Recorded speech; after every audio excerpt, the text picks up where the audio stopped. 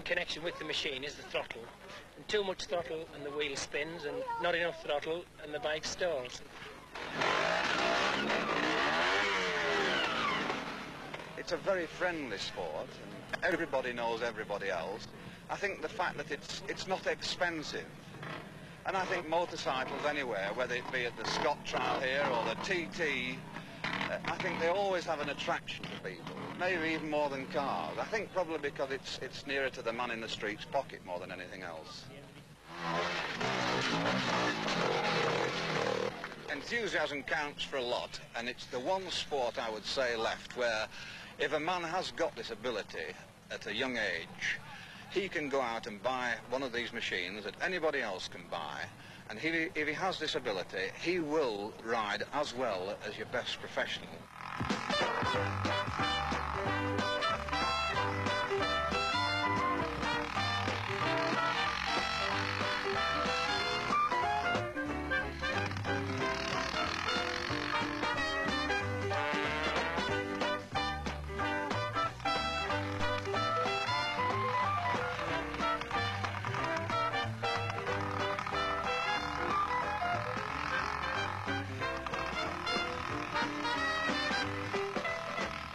Spanish bikes like the Montesa, Ossa and Bultaco have dominated the Scott trial ever since the great British rider Sammy Miller was bought by Barcelona. The Japanese are just starting to make their presence felt. But it's 15 years since a British manufacturer won, and this time the BSA name appeared on only 2 of the 176 starters. That sound prompts quite a bearer, does it? No, it doesn't. Right, Chalky, what number? 3. Nick Jeffries, youngest son of a famous father, would retire with a dislocated shoulder. What did he think of the Scott? It's exhausting. Yeah, it goes on for a long, long time. Longer than the other trials, I think. For a one-day trial. It's great fun. It's exciting, hairy, handstands. Well, it's a good day out. Time, so yes.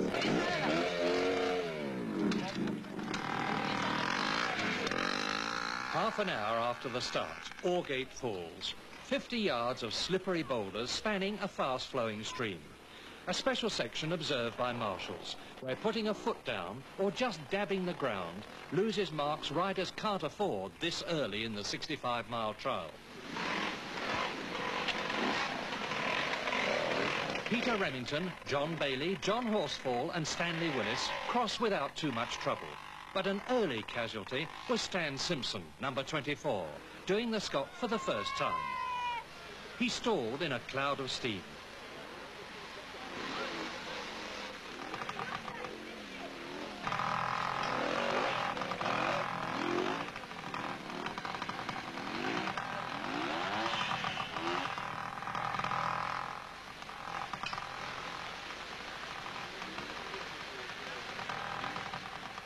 On an open stretch of moor between Orgate Falls and Cold Knuckles, Alex Shannon has a puncture. He looks down at the back wheel, slewing the bike sideways.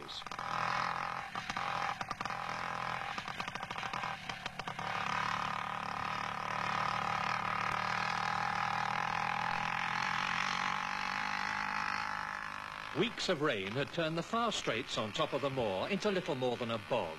Trevor Braithwaite picks his way across the clumps of moss and into a gully.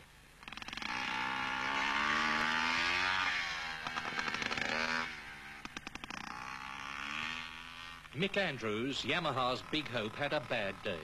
He crashed with a flat tyre, then was excluded for missing one of the observed sections. It was a bitter blow to his British Championship ambitions.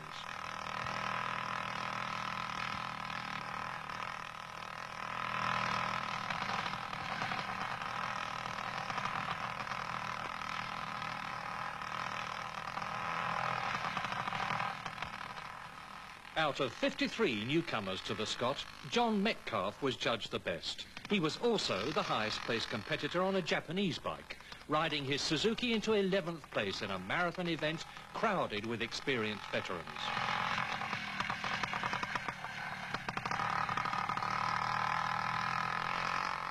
It was a clear, sunny day, the best weather the Scott had seen for years. But the ground was so waterlogged that the first man to reach Fagger Gill after 90 minutes of the trial was over half an hour late. Fagger Gill, 100 yards of rocks and water 2 feet deep, had been cleared of twigs and branches, but big tree trunks still lay across the course. Andy Gill got his Montesa well and truly stuck on the biggest of them all. Whoever plotted this course is either a potholer or a mountain goat. That's what John Hemingway, number 61, said after overtaking 60 riders who had started in front of him. Alex Shannon in trouble again in a cloud of steam and smoke.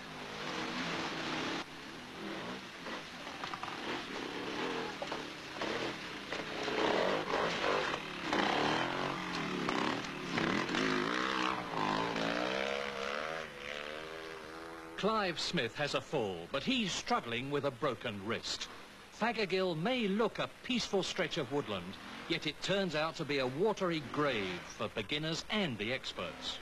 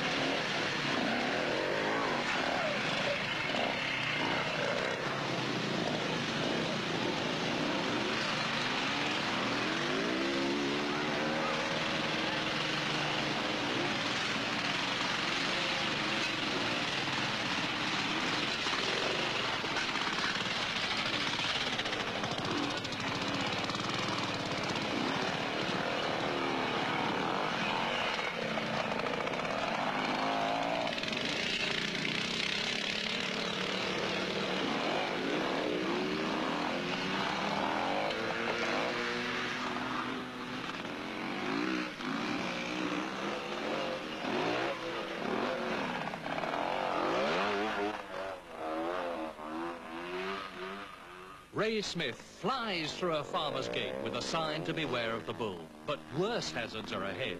This is the tank trap, so named after the first man to split his tank and spill petrol all over the rocks.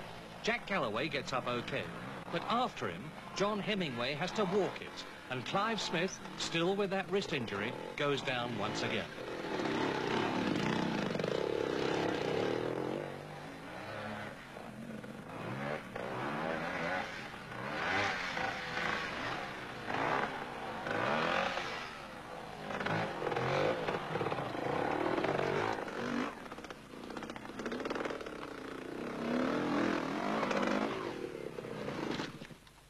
After the tank trap, a steady climb to tackle the razor-like rocks at Tottergill and the Funnel.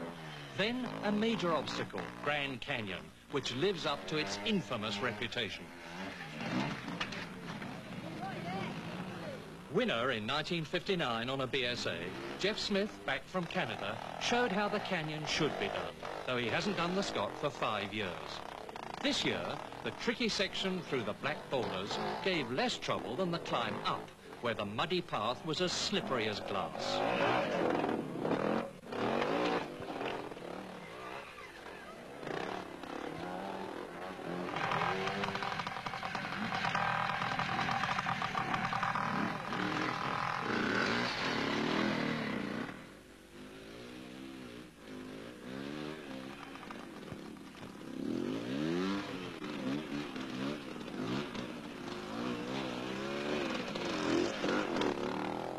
The yellow pennants, 4,000 of them in all, led on to Surrender, a short sprint up a hilly stream. This is Ken Raw's little ex-works BSA, one of only 2 British bikes in the event failing it. The observer's card is the clue to the Scot competitor's main problem.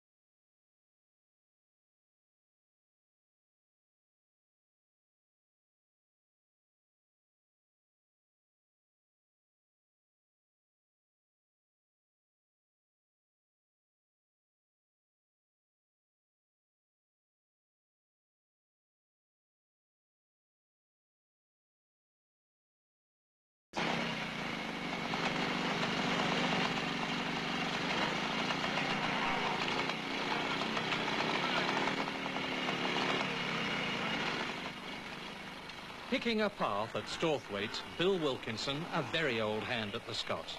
It doesn't do him much good. But after losing his tank and his seat near Underbanks, he did take home the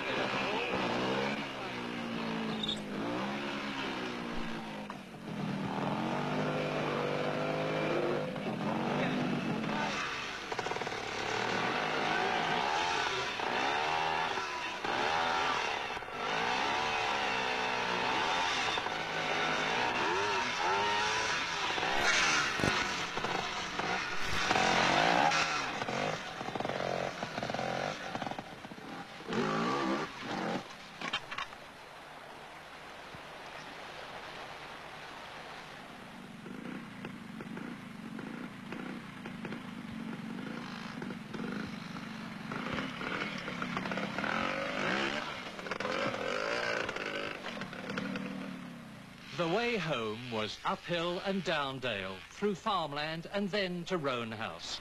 A deep defile in bleak moorland, about an hour from the finish. By now, the backmarkers were very late. Some had taken all day to cover 30 miles. Tiredness was the worst thing.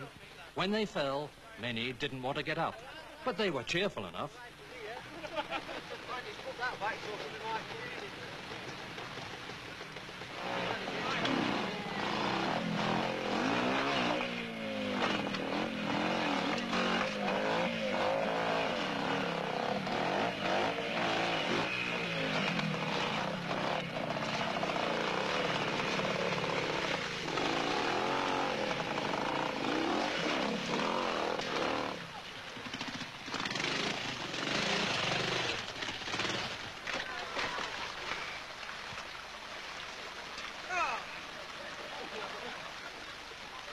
You're on film, lad. All through it.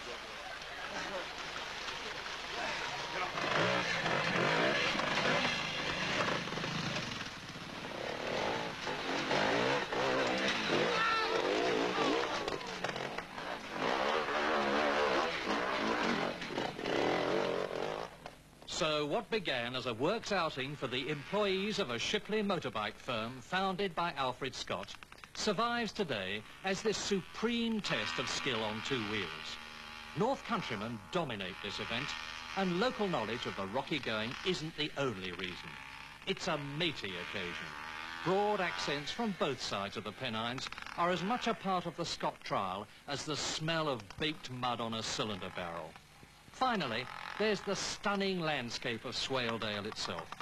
When you come off the moor and wind your way down the escarpment towards the little stone grey town of Reeth, you're very much aware that this part of North Yorkshire is just about the best kind of English countryside there is.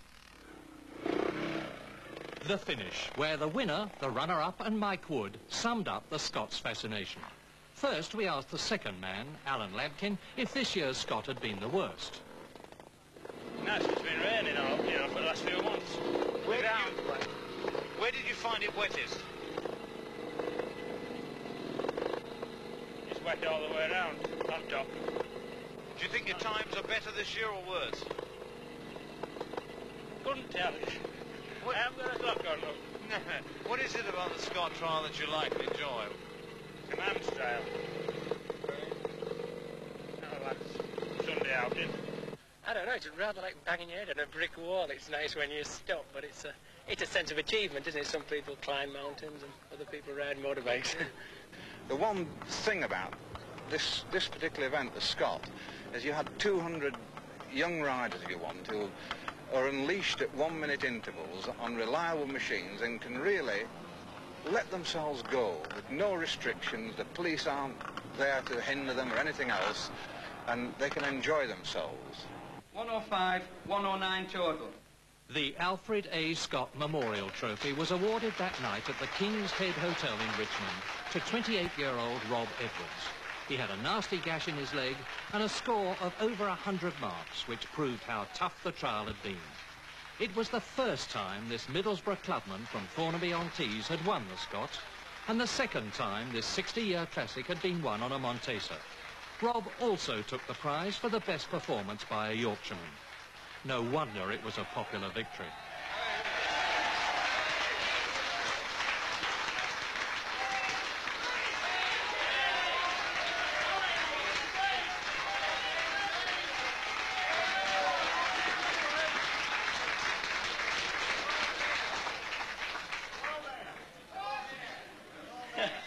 Well, would you believe me if I said I can't believe it? It's fantastic, absolutely. I can't believe that I've actually done it. I think my best previous to this has been fourth, and to win it, well, that's my life's ambition, and that's it, so thanks a lot.